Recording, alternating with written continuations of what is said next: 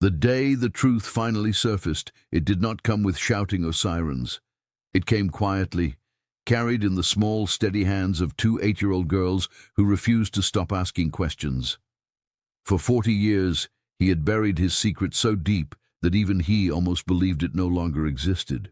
But children have a way of seeing what adults spend a lifetime hiding.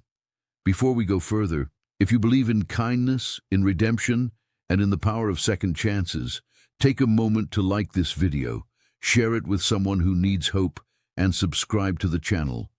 Stories like this remind us that even the longest-held secrets can lead to healing.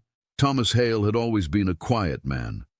At 62, his back was slightly bent from decades of construction work, his hands rough and scarred, his eyes permanently shadowed by something heavier than age. Neighbors described him as polite but distant. He lived alone in a small house at the end of Maple Street, his lawn always trimmed, his curtains always half-drawn. He kept to routines the way some people cling to faith. What no one knew was that Thomas carried a memory he replayed every night before bed. 40 years earlier, as a young father overwhelmed by grief and fear, he had made a choice that altered the course of several lives. His wife had died suddenly after giving birth to twin daughters. He had been just 22, drowning in medical bills, sleepless nights, and a loneliness that felt like suffocation. Convinced he was incapable of raising them alone, he had signed papers in a sterile office and watched as the twins were carried away to a new family. He told himself it was mercy. He told himself they deserved more than a broken man with trembling hands. But mercy, he would learn, can look very different through the lens of time. 4 decades later, fate moved back into his life in the form of Emily Carter, a single mother who rented the small blue house next door. Emily worked 2 jobs to support her twin daughters, Lily and Nora. The girls were bright, curious, and unafraid of silence. They noticed everything: how Mr. Hale watered his garden at exactly 6 every evening, how he avoided eye contact, how he sometimes stared at the horizon as if waiting for something that never came. It started with small acts of kindness. The girls brought him lemonade on a hot afternoon. They helped him gather fallen apples from his tree. Thomas tried to keep his distance at first, but something about their laughter chipped at the walls he had built. Their identical smiles unsettled him, the way Lily tilted her head when thinking, the way Nora tapped her fingers when nervous. They mirrored memories he had locked away. Within a week, the girls had invited themselves into his quiet world.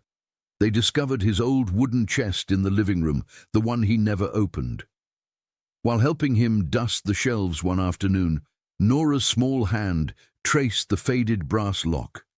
Curiosity won. Thomas hesitated, but something inside him, something tired of hiding, allowed the lid to lift. Inside were photographs wrapped in yellowed paper. 2 newborn babies swaddled in hospital blankets. A young man holding them with eyes full of fear and love. A hospital bracelet with the names Grace and Hope. The room fell into a fragile stillness. The girls did not fully understand what they were seeing, but children recognize sorrow instinctively. Lily studied the photograph, then Thomas's face. The resemblance was not exact, but it was there, in the shape of the jaw, the slope of the nose, the sadness resting in the eyes. Thomas felt his breath catch. The secret he had carried for 40 years trembled on the edge of exposure. He expected judgment, or worse, indifference. Instead, he saw concern. Over the next few days, the girls returned with gentle persistence. They asked about the babies. They asked why he kept the pictures hidden. Thomas tried to brush it aside, but the truth pressed harder each time. For the first time in decades, he spoke of his wife. He spoke of fear, of signing papers with shaking hands, of watching his daughters leave. Emily overheard pieces of the story one evening while standing by the fence. She saw the way her daughters sat close to him, not with pity, but with compassion. Later that night, she looked up adoption records out of quiet curiosity. Emily herself had been adopted as an infant. She knew how fragile those histories could be. The coincidence was staggering. Emily's adoption file listed her original birth date, the same hospital, the same year.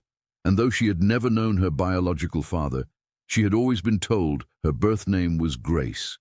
The realization struck like lightning.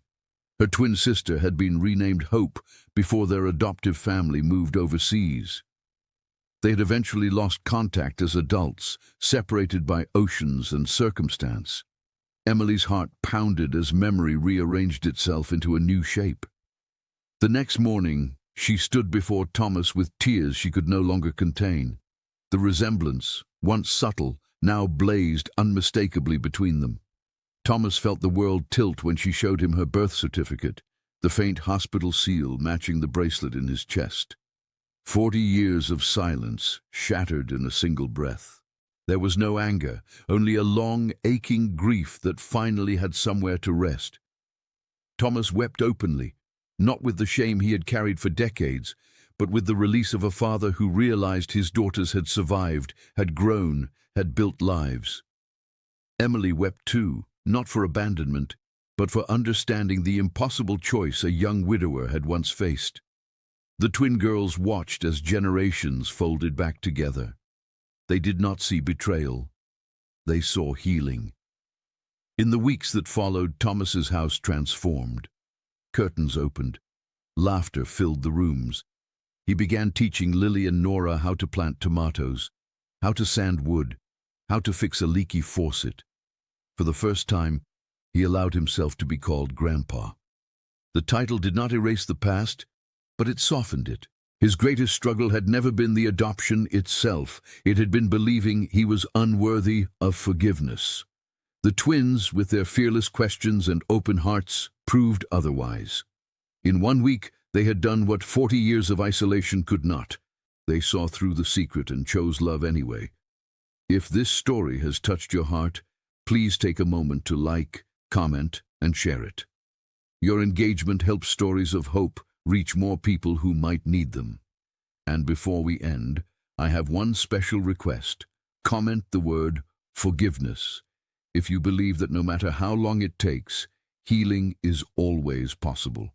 Because sometimes the bravest thing a person can do is open a locked chest and let the light in.